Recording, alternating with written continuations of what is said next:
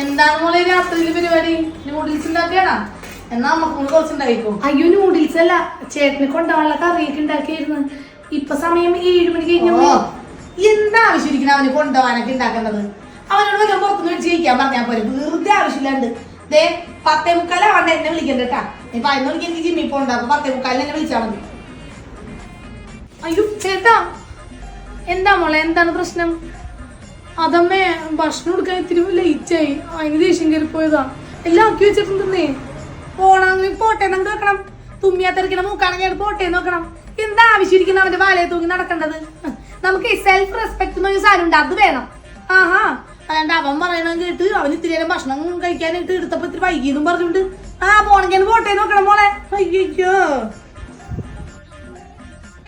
മോളെ, ഞാനേ എന്റെ 10th ഫ്രണ്ട്സ് ആയിട്ട് നൈറ്റ് റൈഡ് പോണ്ട് വൈകിട്ട്. അത് കഴിഞ്ഞൊരു ഫിലിമൊക്കെയാണ് നമ്മൾ പ്ലാൻ ചെയ്തേക്കണത്. അപ്പൊ ഞാൻ മോർണിംഗേ എത്തുള്ളൂ കേട്ടോ. അമ്മേ ഇത് നോക്കിയേ. എന്താണമ്മേ രാവിലെ ഞാൻ ശ്രദ്ധിക്കാനുള്ള? അമ്മക്ക് എന്തോ എന്നോട് ദേഷ്യമുള്ള പോലെ. ഞാൻ ഇന്നലെ മോക്ക് 4 റീൽസ് അയച്ചിരുന്നു. മോള് സീൻ ചെയ്ത് എനിക്കറിയാം, വൈകിട്ട് സീൻ ചെയ്തിട്ടുണ്ട്. എന്നിട്ടാണെങ്കിൽ ഒരു റിയാക്ഷൻ ഇട്ടെന്നു. അന്ന് എന്റെ മോന് ഞാൻ 4 ഈ സെയിം അയച്ചു. അവൻ എല്ലാത്തിനും തംസപ്പും ലവും അതുപോലെ ചിരിക്കണം സ്മൈലി ഇട്ട് തന്നു.